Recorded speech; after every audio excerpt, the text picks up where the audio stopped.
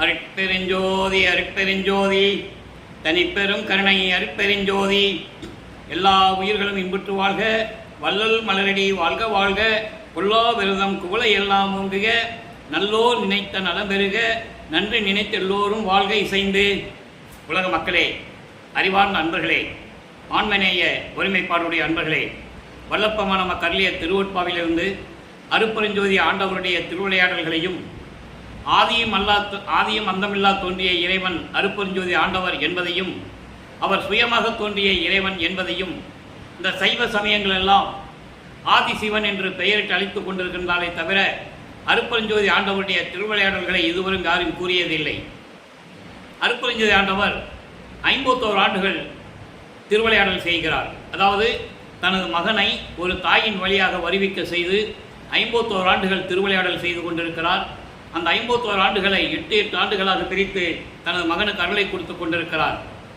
ஒவ்வொரு 8 ஆண்டுகளிலும் வல்லற்பமானவர்கள் அவருடைய நிலை என்ன என்பதையும் அவர் இந்த பூலோகத்திற்கு ஏன் வருவிக்க உற்றார் என்ற நிலையையும் திருவொட்பாவிலிருந்தே நாம் பார்த்து கொண்டிருக்கிறோம். அந்த வகையிலே அருட்பெருஞ்சோதி ஆண்டவர் திருவிளையாடல் 1/1/1823 ஆண்டு தொடங்குகிறது. 30/1/1874 இரவு 12 மணி வரையிலும் திருவிளையாடல் நடக்குது. தனது மகனை ஒரு தாயின் கருவறையிலே இருக்க செய்து இந்த பூலோகத்திற்கு வருவிக்க செய்தார். அப்படி நமது குழந்தை இறைவன் வல்லற்பமானவர்கள், அதாவது பிள்ளை பெருமானவர்கள், அருட்பெருஞ்சாண்டவர் தன் மகனுக்கு வைத்த பெயர் செல்வப்பிள்ளை, உலகியலிலே அவருக்கு வைத்த பெயர் ராமலிங்கம். அதன் பிறகு மக்களால் திரு அருட்பிரகாச வள்ளலார் என்று அழைக்கப்பட்டார். அதனால்தான் நான் பிள்ளை பெருமான் என்று கூறுவதுண்டு. பிள்ளை பெருமான் அவர்கள் குழந்தை இறைவனாக இந்த பூலோகத்திற்கு 5/10/1823 ஆண்டு 1823 ஆண்டு சிதம்பரம் அருகிலே இருக்கின்ற மருதூர் என்ற கிராமத்திலே வசித்து கொண்டிருந்த ராமையா பிள்ளை சின்னையம்மையருடைய இல்லற வாழ்க்கையில் மகனாக, இறைவனுடைய மகனாக வருவிக்க உற்றார். அவங்களுக்கு ஏற்கனவே பிறந்த குழந்தைகள் 4 பேர் உண்டு. 2 ஆண் பிள்ளைகள், 2 பெண் பிள்ளைகள். 5ஆவதாக நமது குழந்தை இறைவனால் வருவிக்க விட்டார் என்பதை நாம் திருவொட்பாவின் பாடலின் மூலமாக பார்த்து கொண்டிருக்கிறோம். அவங்களுக்கு தெரியாது, ராமையா பிள்ளைக்கு சின்னையம்மையாருக்கும் இது இறைவனுடைய மகன்னு தெரியாது. உலகையிலிருந்து பிறந்ததுனால அவங்களுடைய பிள்ளை நினைச்சிட்டு இருக்காங்க. அப்போ இந்த நிலையில் இருக்கும்போது ஒரு தாயின் கருவறையிலே இறைவனுடைய திருவிளையாடல் எப்படி நடந்தது சுருக்கமாக சொல்லுகிறோம். ஏற்கனவே நம்ம விரிவாக பார்த்துட்டோம். அந்த கருவறை இருட்டாக இருக்கின்ற தந்தையிடம் அருட்பெருஞ்சாண்டவர் சொல்லும்போது அருட்பெருஞ்சாண்டவர் வழிகாட்டியதையும், தனக்கு பசிக்கிறதே தந்தை என்று கருவறையில் இருந்து சொல்லும்போது அருட்பெருஞ்சாண்டவர் அருளமுதம் ஊட்டியதையும், புழுக்கமாக இருக்கிறதே தந்தையே, காற்றே வரவில்லையே என்று தந்தையிடம் கூறும்போது அருட்பெருஞ்சாண்டவர் தன் மகனுக்கு கருவறையிலே அமுத காற்று, தென்றல் காற்று வீசியதையும் அந்த திருவிளையாடலெல்லாம் பார்த்தோம். காரணம், 1823 ஆண்டிலிருந்து 1840 ஆண்டுகள் வரை, அதாவது 16 ஆண்டுகள், 2/8 ஆண்டுகளில் 2/16 நமது பிள்ளை பெருமானுடைய நிலை என்ன, வல்லற்பெருமானுடைய நிலை என்ன என்பதை நாம் பார்த்து கொண்டிருக்கிறோம். அந்த வகையிலே வருவிக்க உற்ற பிறகு, இந்த பூலோகத்திற்கு வருவிக்க உற்றவுடன் பிரம்மன் திருமால் ருத்திரமர்களால் மலர் தூவி எங்களை எல்லாம் ஆளப்போகும் அருள் கடலே என்று சொல்லி வாழ்த்தி வரவேற்கிறார்கள். இது ஒரு திருவிளையாடல். அதன் பிறகு 5 மாத குழந்தையாக இருக்கும்போது ஒரு திருவிழாவிற்காக எல்லா குழந்தைகளையும் கூப்பிட்டு போகிறாங்க சிதம்பரத்துக்கு. அங்கே போன உடனே எல்லா சிதம்பரத்தில் இருக்கிற நடராஜனை கும்பிட்டுக்கிட்டு இருக்காங்க. ஆனால் தன் மகனுக்கு மட்டும் இவர் அப்படியே பார்த்துக்கிட்டே இருக்கிறார். இது சரியில்லையே, இப்படி இல்லையே அப்படின்னு நினைக்கும் போது அருட்பெருஞ்சாண்டவர் தன் மகனுக்கு வெட்ட வெளியாக காட்டியது, ஒளியாக காட்டியது. அதை பாடலிலே கூறியிருப்பார். பிள்ளை தலைத்தடையை திரைதுபுக்க தரிசித்த போது வேய்வகை மேற்காட்டாதே எந்தனக்கே வெளியாய் காட்டிய மெய்வுறவா மெய்ப்பொருளே, உண்மையான தந்தையாகிய எனது அருட்பெருஞ்சாண்டவர் எனக்கு வெட்ட வெளியாக அவருடைய சுயரூபத்தை காட்டினார் என்பதை பாடலிலே கூறியிருப்பதை நீங்கள் கவனித்து கூர்ந்து பார்க்க வேண்டும். ஆக இந்த 2 திருவிளையாடல் முடிஞ்ச உடனே ராமையா பிள்ளை அவர்கள் தன் மகனுக்கு பெயர் வைக்க வேண்டும் என்பதற்காக பின்னல்லூரில் அருகிலே இருக்கின்ற அந்த கிராமத்தில் இருக்கின்ற அதாவது ராமலிங்கேஸ்வரர் கோயில் இருக்கு. அதான் அவங்களுக்கு குலதெய்வம். சைவ குலத்திலிருந்து வந்ததுனால அந்த ராமலிங்கேஸ்வரரை குலதெய்வமாக வச்சிருக்காங்க. அப்போ அங்கே போய் தன் மகனுக்கு மொட்டை போட்டு அவங்களுடைய பிள்ளை நினைச்சிட்டு இருக்காங்க. நல்லா கவனிச்சுட்டே வரணும். இறைவனுடைய திருவிளையாடலால் இந்த மகன் வருவிக்க விட்டார் என்பது அவங்களுக்கு தெரியாது. உலகியலிலே பிறந்த குழந்தை போல இந்த குழந்தைய நினைச்சிட்டு இருக்காங்க. மொட்டை போட்டு காது குத்தி ராமலிங்கன்னு பேர் வச்சுட்டாங்க. இந்த நிலைகளெல்லாம் முடிந்த பிறகு சில ஆண்டுகள் கழித்து ராமையா பிள்ளை அவர்கள் இறந்தவுடனே சில மாதங்கள் கழித்து ராமையா பிள்ளை அவர்கள் இறந்தவுடனே சின்னம்மையார் அவர்கள் 5 குழந்தைகளையும் அழைத்து கொண்டு பொன்னேரி அருகில் சின்ன காவனத்துக்கு செல்லுகிறார்கள். அதான் நம்ம பிறந்த ஊர். சில காரணங்களால் அங்கே இருக்க முடியவில்லை. சென்னையிலே வந்து குடியேறுகிறார்கள். ஏழுகிணர் பகுதியில் இருக்கின்ற வீரசாமி தெருவிலே குடியேறுகிறார்கள். இதுதான் முன்னுரை. இப்போ முதல் 8 ஆண்டுகளில் இந்த 56 ஆண்டுகளை 8 பிரிக்கிறார்கள் சொன்னோம்ல. அப்போ முதல் 8 ஆண்டுகளில் நமது பிள்ளை பெருமானுடைய நிலை என்ன? அப்போ நமது குழந்தை இறைவன் வளர்ந்து கொண்டிருக்கிறார். ஆண்டுகள் உருண்டோடுகிறது. பள்ளியிலே கொண்டு போய் சேர்க்கிறார்கள். பள்ளியிலே படிக்க முடியாது, வெளியே வந்துட்டார். அவர் வரல. அருட்பெருஞ்சானுடைய திருவிளையாடல் நடந்தது என்பதை பின்னாளில் பாடலிலே கூறியிருப்பார். எப்படின்னா, தன் மகன் இந்த உலகத்தில், இந்த உலகியலில் இந்த சந்தை படிப்பை தன் மகன் கற்றுக்கொள்ளக்கூடாது. யாரையும் தனது மகன் குருவாக ஏற்றுக்கொள்ளக்கூடாது. இந்த சைவ சமயத்தினுடைய நிலைகள் எல்லாம் தன் மகன் பின்பற்றக்கூடாது என்ற நிலையில் அவர் திருவிளையாடல் செய்து கொண்டிருக்கிறார். அப்போது 8 ஆண்டுகள் ஆன பொண்ணே அந்த பிள்ளையை வந்து பள்ளிக்கூடத்தில் போக முடியலன்னா போக மாட்டேன்னு சொன்னான்னா அந்த பிள்ளைக்கு எவ்வளோ சங்கடம் இருக்கணும்னு நமக்கு தெரியும். அந்த நிலையில் துன்பங்களையும் துயரங்களையும் ஏளன பேச்சுகளையும் வாங்கி கொண்டிருக்கிறார். இது அவருக்கு தெரியாது. 8 ஆண்டுகள் முடிஞ்சு போச்சு. நம்ம ஏண்டாந்த உலகத்தில் பிறந்தோன்னு நம்ம குழந்தை இறைவன் தவித்து கொண்டிருக்கிறார். 9வது ஆண்டு பிறக்குது. அதாவது 2வது 8 பிறந்தவுடனே அருட்பெருஞ்ஜோதி ஆண்டவர் தன் மகன் முன் எழுந்தருளி பூலோகத்துக்கு வந்து தன் மகன் முன் எழுந்தருளி, மகனே, நீ என்னால் வருவிக்கூற்ற மகன், நீ மூத்த மகன், எனக்கு என் குலத்தின் மகன். அந்த விளக்கங்கள் எல்லாம் உனக்கு பின்னாளில் நான் அருள் செய்வேன், விளக்கமாக கூறுவேன். உன்னால் இந்த பூலோகத்தில் சில காரியங்கள் நடக்க வேண்டியது இருக்கிறது. அந்த விவரங்கள் எல்லாம் உனக்கு பின்னாளில் கூறுவேன். அதாவது முன்பருவம் பின்பருவம் காட்டி அருள் செய்வேன் என்று சொல்லுவார். ஒவ்வொரு 8 ஆண்டுகளிலும் உனக்கு எப்படி அருள் செய்வேன் என்பதை போக போக நீ உணர்ந்து கொள்ளுவாய். தற்போது ஞானத்தை பெற்றுக்கொள் மகனே என்று சொல்லி ஞானத்தை கொடுத்து விட்டு மறைந்து விடுகிறார். இப்போ நமது பிள்ளை பெருமானுக்கு ஒரு மறைப்பு நிலை ஏற்படுகிறது. மறைப்பு நிலை என்பது இவர் விண்ணுலகத்திலே எப்படி இருந்தார், ஒவ்வொரு யுகங்களிலும் இவர் எப்படி இருந்தார், இவர் அருட்பெருஞ்சானுடைய மகன் என்ற நிலையெல்லாம் அவருக்கு மறந்துவிடும். அதான் மறைப்பு நிலை. அதை சுத்தசன்மார்க்கு கொடுத்த பிறகுதான் அந்த நிலையை அருட்பெருஞ்சாண்டவர் நீக்குவார் தன் மகனுக்கு. அப்போதான் அவருக்கு எல்லாம் தெரியும். அப்போ இப்போ தற்சமயம் அவர் வந்து சைவகுலத்திலிருந்து வரவிக்க விட்டதனால் சைவகுலத்தின் தலைவனாகிய சிவபெருமானை ஏற்றுக்கொள்ளுகிறார். ஏன்னா அதான் நடக்குது காலங்காலமாக. சைவ சமயத்தின் தலைவன் சிவன் சிவபெருமான், வைஷ்ணவ குலத்தின் தலைவன் திருமால், கௌபாரம் முருகன், காணாபத்தியம் விநாயகன், சௌரம் சூரியன், சாத்தம் அம்மை, இப்படி பல சமயங்களுடைய தலைவர்கள் உண்டு. மதங்களுடைய தலைவர்களும் உண்டு. மார்க்கங்களுடைய தலைவர்களும் உண்டு. ஒவ்வொரு மார்க்கத்துக்கு தலைவன் இருக்கிறான். கிரேத யுகத்திலே தலைவன் மகேஸ்வரன், திரேத யுகத்திலே தலைவன் ருத்திரன், துவாபர யுகத்துடைய தலைவன் கிருஷ்ணன். ஒவ்வொரு மார்க்கம் உண்டு. இங்கே அதாவது கலியுகத்தின் தலைவன் பிரம்மன். இப்படி ஒவ்வொரு யுகத்துக்கும் தலைவன் உண்டு. அவங்களுக்கு மார்க்கம் உண்டு. கிரே யுகத்திலே கலங்க மார்க்கம், திரேத யுகத்திலே திராவக மார்க்கம், துவாபர யுகத்திலே நவநீத மார்க்கம், கலியுகத்திலே பஸ்ம மார்க்கம். அப்போ அந்த யுகங்கள் முடிந்த உடனே ஒவ்வொன்றுக்கும் ஆயுள் காலம் உண்டு. கிரேத யுகத்துக்கு 17,28,000 வருடங்கள், திரேத யுகத்துக்கு 12,96,000 வருடங்கள், துவாபர யுகத்துக்கு 8,64,000 வருடங்கள், கலியுகத்துக்கு 5,000 வருடங்கள். எல்லாம் சொல்லுவாங்க கலியுகத்துக்கு 4,32,000 வருடங்கள் என்று சொல்லுவார்கள். அது பிரம்மனுடைய ஆயுசை குறித்து சொல்லுவார்கள், பிரம்மனுடைய ஆயுள் காலத்தை குறித்து சொல்லுவார்கள். ஆனால் கலியுகத்துக்கு 5,000 வருடங்களாம் என்பதை நமது இறைவன் வல்லப்பமானவர்கள் தெளிவாக அருளியிருக்கிறார் என்பதை இங்கே பதிவு செய்ய கடமைப்பட்டிருக்கிறேன். இதெல்லாம் ஏன் சொல்கிறோம் அப்படின்னா, ஒவ்வொரு யுகத்தை முடிஞ்ச உடனே அந்த யுகத்தில் தோன்றிய தலைவனும் முடிஞ்சிடுவான், அந்த மார்க்கங்களும் முடிஞ்சு போகும். அதுக்கப்புறம் வேறு யுகம் பிறக்கணும். அப்போ வேற தலைவன் வருவான், வேற மார்க்கம் வரும். ஆக யுகங்களில் அழிந்த சமயங்களும் மதங்களும் மார்க்கங்களும் அழிந்து விட்டது என்பதை உலக மக்களுக்கு யாரும் சொல்லவில்லை.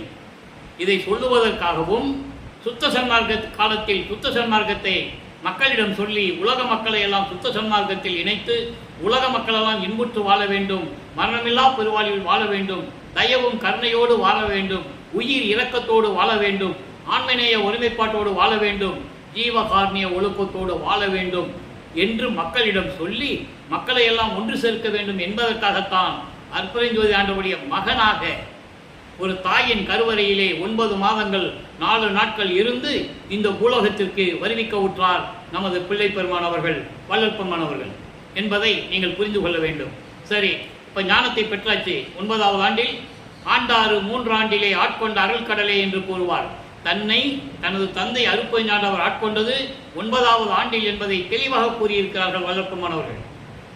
ஆக இந்த 9வது ஆண்டிலிருந்து 12 ஆண்டுகளுக்குள் 1ஆம் திருமுறை உருவாகிறது. பாடல்களை பாடுகின்ற ஆற்றலை பெற்றுக் கொள்ளுகிறார். சிவபெருமானை தலைவனாக ஏற்றுக்கொள்ளுகிறார், இறைவனாக ஏற்றுக்கொள்ளுகிறார். அப்போ சைவ சமயத்தின் அடையாளமாக திருநூரை பூசிக் கொள்ளுகிறார்.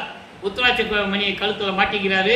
சிவசிவா நமச்சிவாயா ஓம் சிவாய நம் மந்திரங்களை சொல்லி சரியை கிரியை யோகம் என்ற 12 நிலைகளை தன்னை அறியாமலேயே கடந்து கொண்டிருக்கிறார். நல்ல கவனிக்கிற பாடல் உண்டு, நம்ம விளக்கங்கள் நிறைய கொடுத்துருக்கோம். அப்போ மகாதேவ மலை உருவாகிறது. மொத்தம் 8 பதியங்கள் 1ஆம் திருமுறையில். அதில் நம்ம ஏற்கனவே இறைவனுடைய திருவிளையாடலில் நம்ம நிறைய பார்த்துட்டோம். இப்போ மகாதேவ மாலையில் நம்ம பார்க்குறோம். இன்னைக்கு 2வது பாடல் 5வது பதியம். நல்லா கவனிக்கணும். இப்போ அவர் சிவபெருமான இறைவனை எப்படி சொல்கிறார்? சிவபெருமான் எப்படி இருப்பார்? எப்படிப்பட்ட இறைவன்?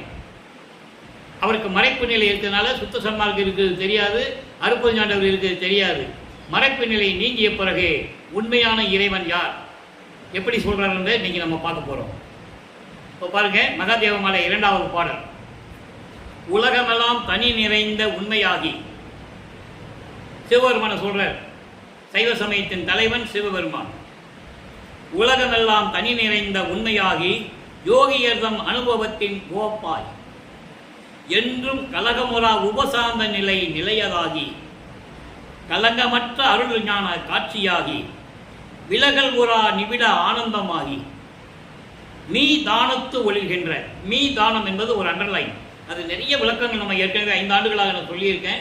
இருந்தாலும் இன்னைக்கு கொஞ்சம் சுருக்கமாக சொல்லணும். மீ தானத்து ஒளிர்கின்ற விளக்கமாகி இலகுபரா பரமாய் சிற்பரமாய் அன்பர் இதயமலர் மீதிருந்த இன்பத் தேவை. சிவபெருமானை எப்படிப்பட்டவர்னு சொல்றாரு. ஏன்னா அவர் சைவ சமயத்தில் இருக்கிறாரு, அதனால சிவபெருமானை எப்படிப்பட்டவர்னு சொல்றாரு. உலகமெல்லாம் தனி நிறைந்த உண்மையாகி, உலகமெல்லாம் இயற்கை உண்மை நிலையில் அருளோடு விளங்கிக் கொண்டிருக்கின்ற இறைவனாகி, யோகியர்களின் அனுபவத்தின் மகிழ்ச்சியாகவும் இருக்கின்ற இறைவனாகி, எக்காலத்திலும் குழப்பம் இல்லாது, அதாவது கலக்கம் இல்லாது துரிய நிலையாகி இருக்கின்ற நிலையில் இருக்கின்ற இறைவன், குற்றம் இல்லாத அருள்ஞான காட்சியாகி, என்றும் நீங்காத பேரின்பமாகி, அதான் நிபிட ஆனந்தம் சொல்றார். நிபிட ஆனந்தம் என்பது விளக்கம், அதாவது அளவில்லாத இன்பம் தான் பேரின்பம். அப்படி பேரின்பமாகி இருக்கின்ற இறைவன் மீதானத்து ஒளிர்கின்ற விளக்கமாகி. மீதானம் என்பது அதாவது எல்லா நிலைகளுக்கும் மேல்நிலை. இப்பெல்லாம் இந்த வெளியெல்லாம் சொல்ல மாட்டார், நல்லா கவனிக்கணும். இந்த பரவெளி, பரம்பரவெளி, பராபரவெளி, பெருவெளி, பெருசுவெளி இப்ப சொல்ல முடியாது அவரால். அவர் ஞானமற்றம் தான் பெற்றுக்கொண்டார், மெஞ்ஞானம் இன்னும் அவருக்கு கிடைக்கல. அப்ப ஞானத்துக்கு ஏற்ற நிலையில் அவர் என்னென்ன சொல்லணுமோ சொல்லிட்டு இருக்கிறார். அதை நீங்க நல்லா புரிஞ்சுக்கணும். அப்போ மீதானத்து என்பது, அதை விளப்பவன் சொல்வார், ஒவ்வொரு நிலையிலும் பிந்து நாதம், பரவிந்து பரநாதம், திக்கிராந்தம், அதிக்கிராந்தம், சம்பவனம், சுத்தம், அதீதம் அப்படின்லாம் சொல்லுவார். அப்போ விந்து நிலை, விந்து நிலை என்பது ஒளி நிலை, ஒளி நிலை என்பது லைட்டு, இன்னொரு ஒளி நாதம், அது சவுண்டு. இந்த ஒளி விந்து லைட்டு, நாதம் அது ஒரு ஒளி, அது சவுண்டுன்னு ஒரு சொல்ற அந்த ஒளி. அப்போ விந்துவாகி, விந்து தான் மீதானம் சொல்லுவார், அதான் மேலான நிலை. அப்படிப்பட்ட ஒரு நிலையில் இருக்கின்ற ஒளிர்கின்ற விளக்கமாகி என்றும் விளங்கும் இறைவனாகவும், சிற்பரமாய் மெஞ்ஞானம் உடைய இறைவனாகவும், அன்பர்களுடைய இதயத்தில், அன்பர்களுடைய உள்ளத்தில் குடியிருக்கின்ற இன்ப தேவே, இன்பமாக இருக்கின்ற இறைவனை என்று கூறுகிறார். ஆக மகாதேவ மலையில 9வது ஆண்டிலிருந்து 12 ஆண்டுகளுக்குள் சிவபெருமானுடைய நிலை என்ன என்பதை கூறிக்கொண்டிருக்கிறார். எப்படிப்பட்ட இறைவன் என்பதை கூறிட்டார். இப்போ 13வது ஆண்டு இவர் ஞானத்தை பெற்றவுடனே 13வது ஆண்டு அதாவது திருவொற்றியூருக்கு போகணும். அவர் நினைக்கல. அருட்பெருஞ்சாண்டவர் அவருடைய மனதை தூண்டி விடுகிறார், உள்ளத்தை தூண்டி விடுகிறார். மனம் திருவொற்றியூருக்கு போக சொல்லுகிறது. இவர் திருவொற்றியூர் போறாரு. நமது குழந்தை இறைவன் 13வது ஆண்டு கால் வலிக்க நடந்து போயிட்டு இருக்கிறார். எப்படியாவது அருளை வாங்கணும்னு சொல்லி போயிட்டு இருக்கிறார். திருவொற்றியூருக்கு போறாரு. அங்கே இருக்கிற தியாகராஜனை பற்றி பாடுறாரு. எந்த விதமான பலனும் இல்லை. உடனே அவர் மனம் மாறுகிறது. ஒருவேளை திருமலை வயலுக்கு போனால் அருளை வாங்கிடலாமோ, இறைவன் நம்மளை அலக்கழிக்கிறானோ, ஒருவேளை அப்படியும் இருக்கலாம் அப்படின்னு நினச்சி அங்கே போகிறார். அங்கே இருக்கிற இறைவன் பேர், அங்கே இருக்கிற சிவபெருமான் மாசிலாமணி. மாசிலாமணி மாசிலாமணி மனம் உருகி பாடுவார். அதெல்லாம் நிறைய பதியங்கள் நம்ம பார்த்துட்டோம். எந்த விதமான பலனும் இல்லை. அதன் பிறகு திருவள்ளி தயத்துக்கு வருவார். அங்கே இருக்கின்ற சிவபெருமானை பற்றி பாடுவார். அதாவது மனம் உருகி பாடுவார். அந்த பாடல்கள்லாம் கேட்கும்போது நமக்கே கண்ணில் இருந்து அப்படியே கண்ணீர் வந்துக்கிட்டே இருக்கும். அவ்வளவு கஷ்டப்பட்டிருக்காரு. இறைவன் மகனும் தெரிஞ்சு கூட வெளியவும் சொல்ல முடியாது. நான் இறைவனுடைய மகன் வெளியும் சொல்லவும் முடியாது. எவ்வளவு சிக்கலில் இருந்திருப்பாரு நம்ம குழந்தை இறைவன். கொஞ்சம் நினைச்சு பாருங்க. ஏன்னா மகனை பக்குவப்படுத்துகிறார் அருட்பெருஞ்சாண்டவர். சமய நிலையில் இருக்க வச்சு மனதை பக்குவப்படுத்தி அதை அனுபவிக்க வச்சு அதுக்கு பிறகு அது இல்லைன்னு சொல்ல வேண்டும். அது பொய்ன்னு சொல்லணும். ஞானசனிக்கு வரும்போது அது பொய்ன்னு சொல்லுவார். பொறித்த மதம் சமயம் எல்லாம் பொய்யே. அதை சொல்றதுக்கு தான் அவர் சமய சயத்தில் இருக்கிறார் என்பதை நான் குறிப்பிட கடமைப்பட்டிருக்கிறேன். ஆக இந்த நிலையில் இருக்கும்போது அவர் திருவொற்றியூரில் தான் இனிமேல் நிரந்தரமாக வருவேன். நான் இன்னுமே உங்களெல்லாம் இங்கெல்லாம் தேடி வர முடியாது தந்தையே, காலெல்லாம் வலிக்குது, பெத்த பிள்ளையை தெருவில் விட்டான்னு சொல்லி உன்னை இழிவாக பேசுவாங்களே, அதுக்காக தான் நான் கவலைப்பட்டுக்கிட்டு இருக்கேன், சீக்கிரம் வந்து என்னை அருளை கூடலாம் சொல்லுவார். இப்போ பதிகம் 41 நல்லா கவனிக்கணும். 2ஆம் திருமுறையில் பதிகம் 41 அந்த பாடல்களை வளர்ப்பமானவர்கள் நமக்கு அருளும் போது அவருக்கு 16 ஆண்டுகள். அதே வளர்ப்பமானவர்கள் சுத்த சன்மார்க்கத்தை பெற்ற பிறகு 6ஆம் திருமுறையிலே பதிகம் 41 காட்சி கழிப்பு என்ற பதிகத்தில் இறைவன் யாருன்னு சொல்லுவார். இப்போ சிவபெருமான் சொல்லுவார். அப்புறம் எனக்கு நான் தெரியாமல் சொல்லிவிட்டேன், இது தேவையில்லை, அதனால்தான் என் தந்தை எனக்கு சுத்த சன்மார்க்கத்தை கொடுத்தார் என்று சொல்லுவார். அந்த நிலையை இன்னைக்கு நம்ம பார்க்க போகிறோம். எத்தனாவது ஆண்டுலேருந்து எத்தனாவது ஆண்டு வரைக்கும் கஷ்டப்பட்டார்ன்றதை இன்னைக்கு பாடலாம் நம்ம பார்க்க போகிறோம். இப்போ சிவபெருமானை பற்றி, அதாவது தியாகராஜ பெருமானை பற்றி சொல்கிறாரு. அவ தொழிலுக்கு அலசல் என் பதியம் பேர். அன்னைக்கு 3வது பாடல். இன்னைக்கு அவ தொழிலுக்கு அலசல் என்பது தன்னுடைய இழிவான நிலைக்கு, இந்த பூலோகத்திற்கு நான் வருவிக்கப்பட்டு நான் படுகின்ற துன்பங்களும் துயரங்களும் இருக்கிறதே என்ற மனம் உருகி இறைவனிடம் சொல்லுவது, அலசி சொல்லுவது. புரியுதா உங்களுக்கு? இப்போ அந்த பாடலை பாருங்க. ஒன்று ஒன்று ஒன்று என்பது ஒன்று கூட இல்லாமல், அதாவது ஒன்று நீ தன்னை அறிந்தில மறைகள் உள்ளம் நொந்து இழைக்கின்றது இன்னும். நேற்று என்ன பார்த்தோம்? தேவர்கள் பிரம்மன் திருமாலெல்லாம் அடிமுடி பார்க்காம இன்னும் வேதனைப்பட்டு இருக்காங்கன்னு பார்த்தோம். இப்போ வேதங்களை சொல்றாரு. அதாவது இறைவா, உன்னுடைய அருள் தன்மையை ஒன்று கூட வேதங்கள் அறிந்த பாடில்லை இன்னும். அதை நினைத்து வேதனைப்பட்டு கொண்டிருக்கிறது. வேதங்கள் வேதனைப்பட்டு கொண்டிருக்கிறது. உன்னுடைய அருள் தன்மையை நான் அறிந்து வணங்குவது எப்படின்னா அதுகளுக்கே தெரியல. உலகில் தோன்றிய வேதங்கள் ரிக் வேதம், யசுர் வேதம், சாம வேதம், அதர்வண வேதம், இந்த 4 வேதங்களுமே உன்னுடைய அருள் தன்மையில ஒன்று கூட அவங்களுக்கு தெரியல, இன்னும் அறிந்து கொள்ள முடியவில்லை, வருத்தப்பட்டு கொண்டிருக்கின்றன. அந்த நிலையில் அப்படி இருக்கும்போது நான் மட்டும் உன்னுடைய அருள் தன்மையை தெரிந்து கொள்வது எப்படி என்றால் நல்லா கவனிக்கணும். நாய் அரசு ஆளல் போல் அன்றோ. ஒரு நாயை அரசாட்சி செய்ய முடியுமா? ஒரு நாயை அரசாட்சி செய்ய முடியுமா? நேற்று பாடலில் பார்த்தோம். எலும்பை கவி கொண்டு தெரு தெருவா ஓடுற மாதிரி நானும் ஓடிட்டு இருக்கேன்னு சொல்லுவார். இன்னைக்கு அதை சொல்றார். ஒரு நாய் அரசாட்சி பண்ண முடியுமா? அது போலதான் வேதங்களே உன்னுடைய அருள்தன்மையை நினைச்சு பார்க்க முடியல. இன்னும் நான் மட்டும் உன்னுடைய அருள்தன்மையை எப்படி நான் நினைச்சு பார்த்து வணங்குவது? அது எப்படி இருக்குன்னா நாய் அரசாட்சி செய்வது போல இருக்குதுன்னு சொல்றேன். சொல்லிட்டு சொல்றாரு, என்றும் என் அடியார் உள்ளத்தோறும் தெல்லிய அமுதத்தின் திரட்டே. சிவனடியார்களின் உள்ளத்தில் என்றும் எக்காலத்தும் எவ்விடத்தும் எவ்வளவும் விலகாமல் விளங்கிக் கொண்டிருக்கின்ற இறைவா, அமுதத்தின் திரட்சியை அப்படின்னு சொல்றார். அமுதத்தின் திரளே, சிவபெருமானே, மன்றுள் நின்று ஆடும் மாணிக்கமலையே. இந்த வரி அண்டர்லைன் நல்லா கவனிக்கணும். இங்கே சொல்லுவது அம்பலம். சைவ சமயத்தின் தலைவனாகிய சிவபெருமான் இருப்பது அம்பலம். சிவபெருமான் இருப்பது அம்பலம். அருப்பஞ்சாண்டர் இருப்பது சுத்த சிவஞான வெளி, திருச்சிற்றம்பலம்.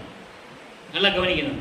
அம்பலத்தில் நின்று ஆடும் மாணிக்க மலையே, வளம் கொள் ஒற்றியூர் மணியே.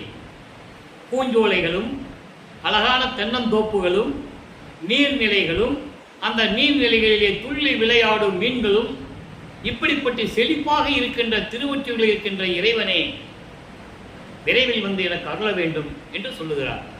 ஆக வல்லப்பமானவர்கள் 14 ஆண்டுகள் வரைக்கும் 1824ஆம் ஆண்டிலிருந்து முதல்ல ஒரு வருஷத்தை நம்ம விட்டுறணும். 1823ஆம் ஆண்டு 10வது மாதம் 5ஆம் தேதி வருவிக்க விட்டுறார்.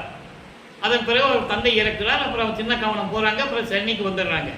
சென்னைக்கு வந்ததிலிருந்து 1824ஆம் ஆண்டிலிருந்து 1840 ஆண்டுகள் வரை 16 ஆண்டுகள் வரையிலும் நமது பிள்ளை பெருமான் அவர்கள் இந்த நிலையில் இருந்து கொண்டிருக்கிறார். சைவ சமயத்தில் இருக்கிறார். சிவபெருமானை வணங்குகிறார். திருநீர் பட்டையை பூசிக்கொள்கிறாரு. உத்தராட்ச மாலையை போட்டுக்கிறாரு. இது சைவ சமயத்தின் அடையாளங்கள், சங்கற்ப விகற்பங்கள். சுத்த சன்மார்க்கத்தை பெற்ற பிறகு அவருடைய நிலை என்ன? ஒவ்வொரு 8 ஆண்டுகளிலும் சைவ நிலையத்தில் இருக்கும்போது எப்படின்னு பார்க்குறோம். சுத்த சன்மார்க்கத்தை பெற்ற பிறகு அவருடைய நிலையை சொல்லணும். காரணம், அதில் இருந்தபோது அவருடைய நிலை என்ன, அது வேண்டான்னு சொல்லிட்டு அவருடைய தந்தை சுத்த சன்மார்க்கத்தை கொடுத்த பிறகு 6ஆம் திருமுறை பதிகம் 41 காட்சி கழிப்பு. தலைப்பே ரொம்ப அற்புதமாக இருக்கும். 6ஆம் திருமுறை காட்சி கழிப்பு. இறைவனை பார்த்ததை அப்படி மனம் உவந்து மனம் மகிழ்ந்து சொல்லுவது. நல்ல படிங்க. இறைவன் யார்? உள்ளானை. கதவு திறந்து உள்ளே காண உளவு எனக்கே உரைத்தானை. அன்பர்களை நான் ஏற்கனவே கூறியது போல நூல் விளக்கம் வேறு. உதாரணத்துக்கு இங்க சொல்றேன் பாருங்க. கதவு திறந்து உள்ளே காண உளவு எனக்கே உரைத்தானை. கதவை திறந்து வச்சுக்கிட்டு நீ வந்து எனக்கு ரகசியம் சொன்ன அப்படின்னு இந்த வரியினுடைய விளக்கம். ஆனால் இறைவன் இந்த வள்ளலார் ஊழியனுக்கு அளித்த சுத்த சன்மார்க்க விளக்கம். சுத்த சன்மார்க்க இருந்தால்தான் அந்த விளக்கம் சொல்ல முடியும். இல்லைன்னா நூல் விளக்கம் சொல்லிட்டு போயிட்டே இருக்கலாம். நான் சொல்றேன், கதவு திறந்து உள்ளே காண உளவு எனக்கே உரைத்தானே, ஊரார் பாட்டை கொல்லானே. இந்த வரி அண்டர்லைன், முக்கியமான வரி. உணரார் பாட்டை. பாட்டை என்பது இங்க பாடல்கள் அல்ல. நல்லா கவனிக்கணும். உணரார் பாட்டை கொல்லானே. என்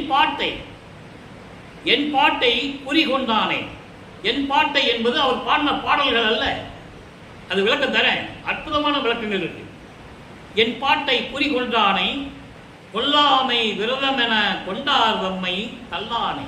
நான் இந்த வரி அடிக்கடி சொல்லுவது உண்டு. கொலையும் புலையும் தல்லாரை தழுவானை, யான் புரிந்த தவறு நோக்கி எல்லானை.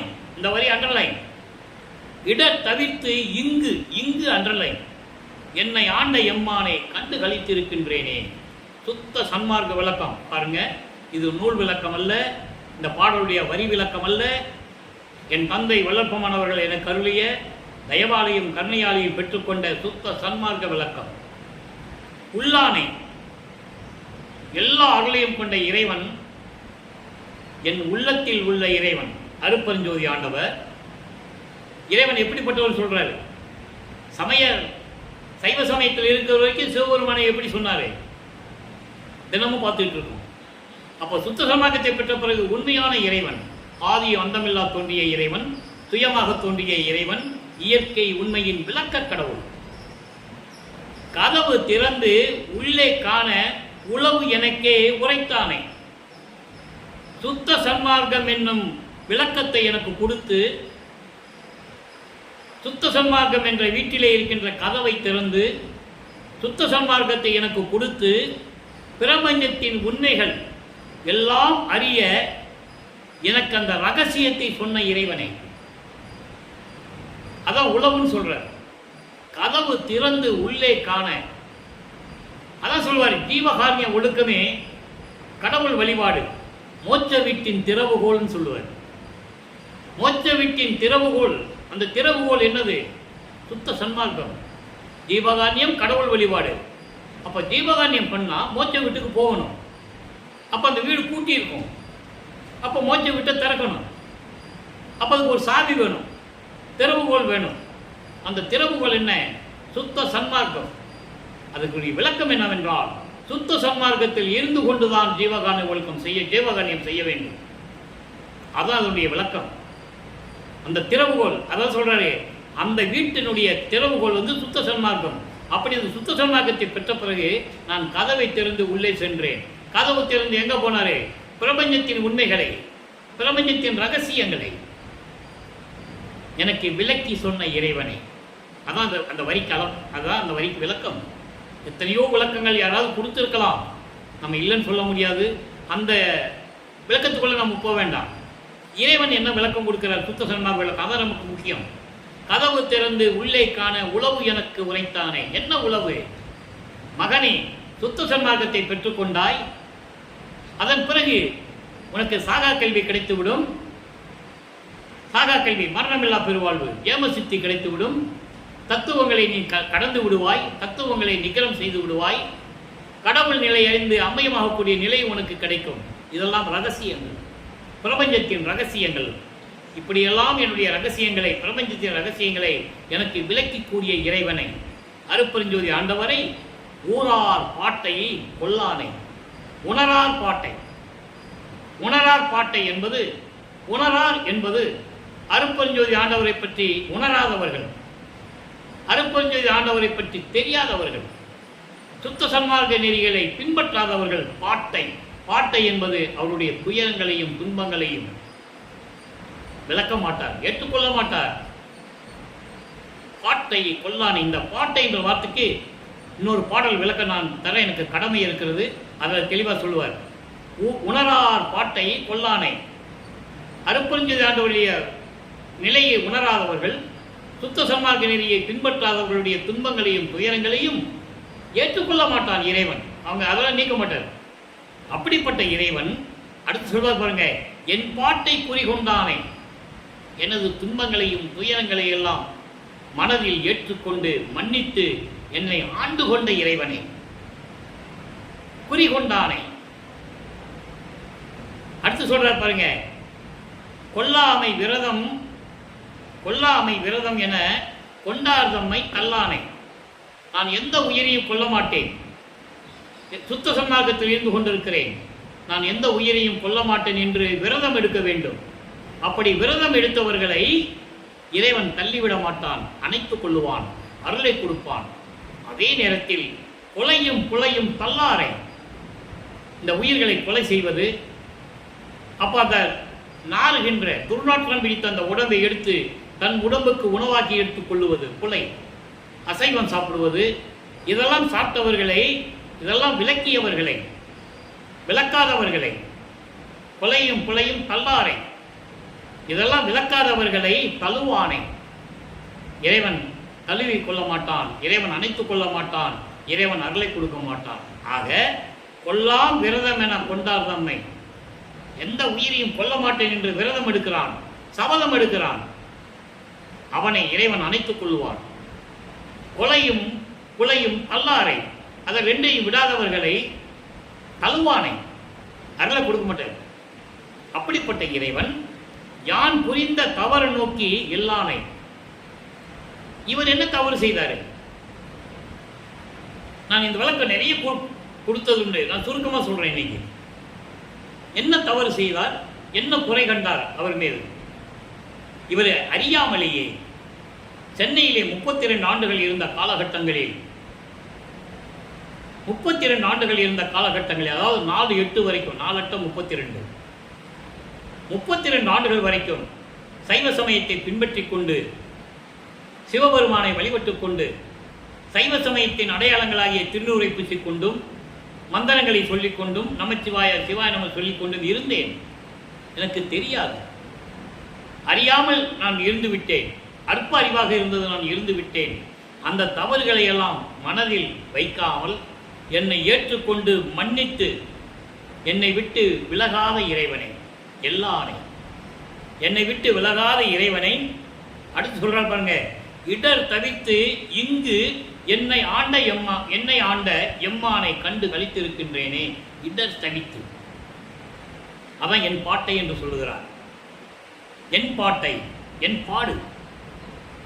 அப்படி என்னுடைய துன்பங்களையும் துயரங்களையும் நான் பட்டேனே 32 ஆண்டுகள் வரைக்கும். அதெல்லாம் தவிர்த்து இந்த பூலோகத்தில் என்னை ஆண்ட எம்மானை கண்டு கழித்திருக்கின்றேனே. நல்லா கவனிக்கணும். ஒரு தாயின் கருவறையில் இருக்கும்போது தோன்றுகிறார். அதன் பிறகு 5வது குழந்தையாக தன் மகன் இருக்கும்போது அருட்பெருஞ்சாண்டவர் அங்கே திருவிளையாடல் செய்கிறார். தன் மகன் முன் தோன்றி தான் யார் என்ற நிலையை காட்டுகிறார். அதன் பிறகு 9வது ஆண்டில் மகன் முன் தோன்றி நீ என் மகன் என்று கூறிவிட்டு ஞானத்தை கொடுத்து மறைந்து விடுகிறார். அதன் பிறகு 32வது ஆண்டில் தன் மகன் முன் தோன்றி சுத்த சன்மார்க்கத்தை எப்படி சுத்த சிவஞான வெளியிலே கொடுக்கிறார், சாகா கல்வியை தன் மகனுக்கு எப்படி அங்கே கற்றுக் கொடுக்கிறார், எல்லாவற்றையும் நாம் பார்த்தோம். ஆக இந்த இடர்களை எல்லாம் நான் அதில் இருக்கும்போது இப்படியெல்லாம் நடந்தது. இப்போ பூலோகத்தில் மறுபடியும் என்னை ஆட்கொண்டு மறுபடியும் காட்சியளித்து ஆட்கொள்ளுகிறார். எங்கே? இப்போ வல்லப்பமானவர்கள் இந்த பாட்டை சொல்லும்போது, இந்த பாடலை நமக்கு அருளும்போது தர்மசாலையில் இருந்து கொண்டிருக்கிறார். 48ஆம் ஆண்டு முடிய போகுது, 6/8 முடிய போகுது. தர்மசாலையிலிருந்து தான் மேட்டுக்குப்பம் கிளம்புறாரு 1870. அந்த விளக்கங்களை நம்ம ஏற்கனவே நான் பதிவில் செஞ்சுருக்கேன், விளக்கமாக சொல்லியிருக்கேன். யாரும் சொல்ல முடியாதெல்லாம் நம்ம சொல்லியிருக்கோம். நம்ம நீங்கள் பதிவில் பார்த்துக்கலாம். வல்லப்பமான் யார் என்ற நிலையை யாருக்குமே தெரியாது. திருவருட்பாவின் பாடலின் மூலமாக உணர்ந்தால்தான் அதனுடைய விளக்கங்களை பெற முடியும். இறைவனுடைய தயவும் கருணையும் இருந்தால்தான் இறைவனுடைய விளக்கம் கிடைக்கும். ஆக அப்படி இருக்கும்போது இந்த பூலோகத்தில் அங்குனா விண்ணுலகம், இங்குனா பூலோகம். அப்படி என்னுடைய துன்பங்களையும் துயரங்களையும் எல்லாம் நீக்கி பூலோகத்தில் என்னை மறுபடியும் ஆண்டு இருக்கின்ற அருட்பெருஞ்சோதி ஆண்டவரை எம்மானை கண்டு கழித்திருக்கின்றேனே என்று கூறுகிறார். இப்போ சைவ சமயத்தில் இருக்கும்போது அவருடைய நிலை என்ன? இறைவனுடைய திருவிளையாடல் நடக்குது. அதான் முக்கியம். ஏன்னா 4 யுகங்களிலுமே இருந்த நிலைகளை உலக மக்களுக்கு, அந்த பிரபஞ்சத்தின் உண்மைகளை மண்ணை மூடி மறைத்து விட்டார்கள். ஒரு பெட்டியில் பூட்டு விட்டார்கள் சொல்வார், பூட்டிட்டாங்கன்னு சொல்வார். அவன் பெரிய வல்லவன். அப்படிப்பட்ட வல்லவன் ஒருவன் பூட்டை பூட்டி விட்டான்.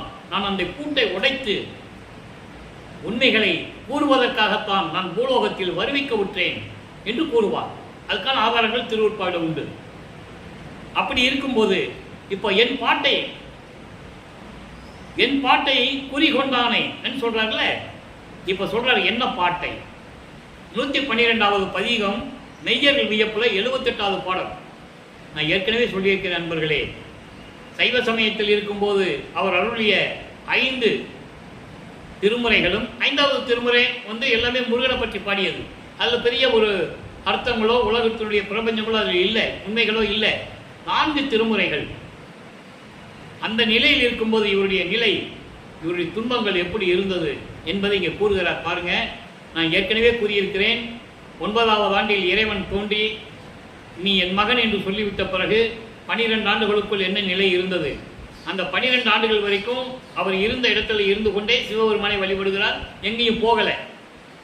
13வது ஆண்டிலிருந்து தான் அவர் திருவொற்றியூர், திருவள்ளித்தாயம், திருமுல்ல வாயிலும் அலைகிறார். அதை இங்கே சொல்றார் பாருங்க. மெய்யர்கள் வியப்பு 102வது பதிகம், 112வது பதிகம் 78வது பாடல். சுத்த சன்மார்க்கத்தை வாங்கின பிறகு சொல்றாரு, 12 ஆண்டு தொடங்கி இற்றைய பகல் வரை. 12 ஆண்டு தொடங்கி எப்போ? அங்க 12வது ஆண்டுல அவர் என்ன பாடுபட்டாரு? இற்றைய பகல் வரை. இப்போ வரைக்கும் நீ முழுசா எனக்கு அருளை கொடுக்கல. அப்ப நான் படுற பாடு எப்படி? யார்கிட்டையும் மகன் சொல்ல முடியாம, இறைவனுடைய மகனாக தான் நான் வந்திருக்கேன்னு சொல்ல முடியாம, என்னை சுற்றி இருக்கவங்ககிட்டையும் சொல்ல முடியாம என் மனசு எப்படி பாடுபட்டது? 12 ஆண்டு தொடங்கி இற்றைய பகலில் வரையுமே படியில் பட்ட பாட்டை, அந்த பாட்டை தான் இங்க சொல்றாரு, என் பாட்டை குறிகொண்டானை. அப்போ இந்த படியில் பட்ட பாட்டை, பாட்டை என்பது துன்பத்தை, படி என்பது பூலோகம், இந்த மண்ணுலகம். இந்த பூலோகத்தில் நான் பட்ட துன்பத்தை நினைக்கும் போது மலையும் கரையுமே. கருங்கள் கொண்ட மலை கூட அழுவும் என்னை பார்த்தா. 12 வயசுல இருந்து இது வரைக்கும் கஷ்டப்பட்டு இருக்கியாப்பா அப்படி சொல்லி என்னுடைய துன்பத்தை நினைச்சு, துயரத்தை நினைச்சு, என்னை எப்படியெல்லாம் ஏசுனாங்க, ஏளனமா பேசுனாங்க, இதெல்லாம் நினைச்சா கரங்கள் மலை கூட அழுகுமா, கரையுமே. அவ்வளவு பாடுபட்டிருக்காரு, அவ்வளவு துன்பங்களை பட்டிருக்காரு. அப்படி படியில் பட்ட பாட்டை நினைக்கில் மலையும் கரையுமே. அடுத்து சொல்லுவார் பாருங்க, துனியா தந்த பாடு முழுவதும் சுகமதாயிற்றே, சுகமதாயிற்றே. துனியா தந்த பாடு, இந்த என்னை சுற்றிய துன்பங்களும் துயரங்களும் என்ன இருக்குதே, அது என்னை ஆட்டி வச்ச அந்த நிலை இருக்கிறதே, அந்த நிலைமைகள் என்னை ஆட்டி படைச்சது பாருங்க, அதெல்லாம் இப்போ எனக்கு சுகமாயிருச்சு. சுகமாயிடுச்சுன்னா என்ன அர்த்தம்? இறைவன் ஆட்கொண்டு எல்லாத்தையும் நீக்கிட்டாரு. துரையே, பின்னால் சொல்றாரு, துரையே நின் மெய் அருள் இங்கு எனக்கு சொந்தமாயிற்றே. உன்னுடைய உண்மையான அருள் இந்த பூலோகத்தில் எனக்கே சொந்தமாயிற்றே. ஆக இவர் பட்ட துன்பங்கள், துயரங்கள் இதெல்லாம் மக்கள்கிட்ட யார் சொன்னது? திருவருட்பாவுடைய விளக்கங்கள் யாருமே சொல்லாதனால வளர்ப்பமான இன்னும் துறவி என்கிறார்கள். அப்படியே சொல்றாங்க, அவரு துறவிப்பா, சென்னையில் கல்யாணம் பண்ணிட்டு மனைவியை காப்பாற்ற முடியாம அப்படியே ஓடி வந்துட்டாரு. இதுவரைக்கும் அப்படியே பேசிட்டு இருக்காங்க. அப்படி பேசுறது தவறு. அவர் இறைவனுடைய மகனாக வருவிக்க விட்டவர், மகனாகவே வருவிக்க விட்டவர். இறைவன் தன் தந்தையோடு மகனாவை கலந்து கொண்டவர்.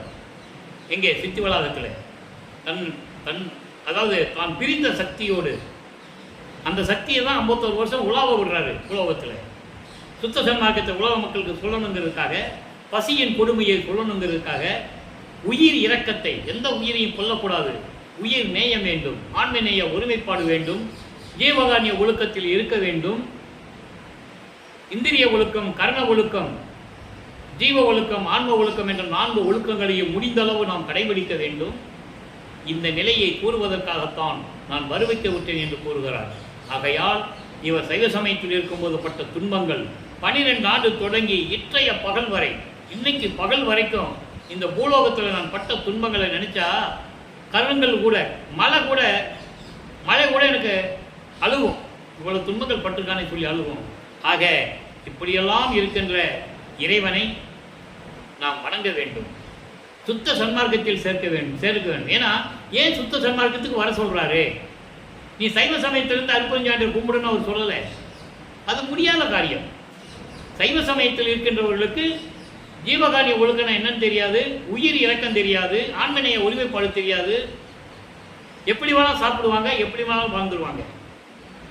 ஆனால் சுத்த சன்மார்க்கம் அப்படி இல்லை. சுத்த சன்மார்க்க நெறிகளிலே முதன்மையானது இறைவன் ஒருவனே. அவன் அருட்பெருஞ்சோதி ஆண்டவர் ஒளி வடிவில் தீப வடிவில் இருக்கிறார். அவருக்கு உருவம் கிடையாது, உருவ வழிபாடு கூடாது. இறைவன் உருவமாகவும் அருவமாகவும் இருப்பார். அந்த உருவம் தான் தீபம். நல்லா புரிஞ்சுக்கணும், அந்த உருவம் தான் தீபம். அருவம் என்பது வெட்ட வெளியாக இருப்பது. ஆக அருட்பெருஞ்சாண்டவர் உருவமாகவும் அருவமாக இருப்பார். அவருடைய மகனும் வளர்ப்பமானவர்களும் உருவமாகவும் அருவமாக இருப்பார். அவர் உருவமாக 56 ஆண்டுகள் இந்த பூலோகத்தில் இருந்தார் என்பதை நான் இங்கே குறிப்பிட கடமைப்பட்டிருக்கிறேன், பதிவு செய்ய கடமைப்பட்டிருக்கிறேன். அருவமானது எப்படி? அவருடைய தந்தை அருட்பெருஞ்சாண்டவர் அங்கே சித்திவளாகத்துக்கு வந்து, மகனே 51 ஆண்டுகள் திருவிளையாடல் முடிந்து விட்டது, மகனே நீ என்னுடைய சக்தி, நான் தான் உன்னை மகனாக உலாவ விட்டேன் பூலோகத்தில், நானே உன்னோடு கலந்து கொள்ளுகிறேன், நானே உன்னை ஏற்றுக்கொள்ளுகிறேன். அப்படி நடந்த திருவிளையாடல் தான் சித்திவளாகம். அந்த உண்மையை கூட சொல்ல முடியாம, சொல்ல மனசு இல்லாம, தெரியாம, விளக்கத்தை புரியாம கதவை பூட்டிட்டு மறைஞ்சிட்டாரு அப்படின்னு சொன்னா எவ்வளவு விவாதங்கள் நடக்கும். மறைஞ்சிட்டார் சொன்னா என்ன அர்த்தம்? எங்கே ஓடி போயிட்டார் சொன்னதான் அர்த்தம். அப்படியே சொன்னாங்க. வல்லப்பமான கதவை பூட்டிட்டு அங்கே ஒரு சுரங்க பாதை இருக்கு, எங்கேயோ ஓடி போயிட்டாரு. பிராமணர்கள்லாம் கற்பூரம் வச்சு அவரை ஏற்றி கொளித்து சாம்பலாக்கிட்டாங்க. யாருக்கு தெரியாம, எல்லாம் தூங்கிட்டு இருக்கும்போது யாருக்கு தெரியாம கதவை திறந்து ஓடி போயிட்டாரு. இதுக்கு மேல்படியாக அவரோடு இருந்த பெரியவர் வேலாயுதம் அவர்கள் சொல்றாரு, பாயில படுத்திருந்தாரு, நான் பார்த்தேன் இந்த ரூமுக்குள்ள, அந்த அறையில. திருப்பி நான் பார்க்கும்போது அந்த பாயம் காணும், அவரையும் காணும். அவர் எங்க போயிட்டாருன்னா உலக சமாதானத்தை பேசுவதற்காக ஐரோப்பாவுக்கு ரஷ்யாவுக்கும் போயிட்டாரு. இப்படி ஒரு பதிவை செய்து அந்த பதிவை கல்வெட்டிலையும் போட்டு சிட்டி வளாகத்தில் நிப்பாட்டி வச்சிருக்காரு ஒருத்தர். நீங்க போனா இப்பவும் பார்க்கலாம். அதெல்லாம் ஏற்கக்கூடியதல்ல, ஏற்புடையதல்ல, உண்மை அல்ல, மக்களை ஏமாற்றுகின்ற வேலை. வல்லப்பமன் என்ன சொல்றாரு, நான் இந்த சிட்டி வளாகம் கூரையில அந்த அறையில 10க்கு 10 ரூம்ல தான் நான் இருக்கேன்றார். என் சாமி, என் துரை, என் உயிர் நாயகனார் இன்று நான் இருக்கும் இடத்தில் அமர்கின்றார். பின்சாரும் 2.5 நாளிகைக்குள் என் பேர் உடம்பில் கலந்து பிரியாது இருப்பார். இது 6ஆம் திருமுறைய கடைசி பாடல். அப்ப அவர் எங்க இருக்கிறாரு? நான் இங்க இருக்கிறேன், இங்க வந்துதான் பிரம்மன் திருமால் தான் என்னை பார்த்து, இந்த தேவர்கள் முனிவர்கள் ரிஷிகள்லாம் என்னை பார்த்து வணங்கிட்டு போறாங்கன்ற அந்த பாடலாம் நம்ம ஏற்கனவே சொல்லியிருக்கோம். ஆக வல்லப்பெருமான் அவர்கள் இறைவனுடைய மகன், இறைவனுடைய மகனாகவே வருவிக்க உற்றார், இறைவனுடைய மகனாகவே தந்தையுடன் கலந்து கொண்டார். இறைவன் வந்து மகனை சேர்த்துக் கொள்ளுகிறார், தன் பிரிந்த சக்தியோடு மீண்டும் கூடுகிறார். அதற்கான காரணம் சுத்த சன்மார்க்க நெறியிலே இறைவன் ஒருவன் தான் இருக்க வேண்டும். அப்பன் பிள்ளை இருக்கக்கூடாது, முருகனும் சிவபெருமானும் இருக்கக்கூடாது, பிள்ளையாரும் சிவபெருமானும் இருக்கக்கூடாது, முருகனும் சிவபெருமான் மாதிரி இருக்கக்கூடாது, முருகனும் பிள்ளையார் மாதிரி இருக்கக்கூடாது. இறைவன் ஒருவன் தான் இருக்கணும். அதான் சுத்த சன்மார்க்க நெறி. சைவ சமயத்தில் அவங்க நினைத்தபடி எப்படி வேணா கும்பிட்டுக்கலாம், எந்த உருவமானவர்கள் வச்சுக்கலாம், அது அவங்களுடைய சுதந்திரம், சுய சுதந்திரம், ஜீவ சுதந்திரம். அதில் பெருமான் தலையிட மாட்டார். ஆனால் இறைவன் ஒரே இறைவன், அருட்பெருஞ்சாண்டவர். எனவே மக்களே, பேசணும்னா எவ்வளவு நாளும் பேசலாம். நான் இறைவனை பற்றி பேசும்போது எத்தனை மணி நேரமாலும் பேசுவேன், எவ்வளவு விளக்கங்களாலும் பேசுவேன். திருவருட்பா பற்றி மட்டும்தான் பேசுவேன். இங்கே தேவாரம், திருவாசகம், பெரிய புராணம்லாம் வராது. சுத்த சன்மார்க்கத்துக்கு வரக்கூடாது.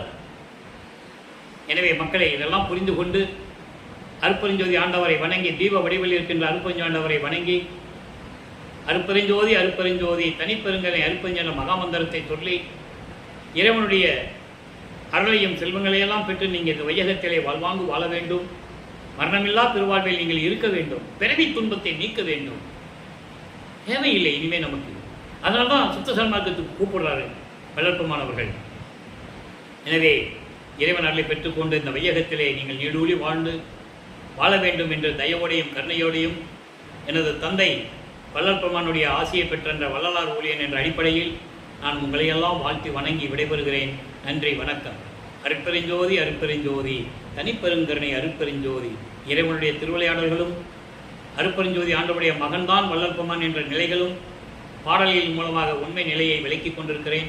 கண்டு பார்த்து மகிழ்ந்து இறைவன் அருளை பெற்றுக் கொள்ளுங்கள்.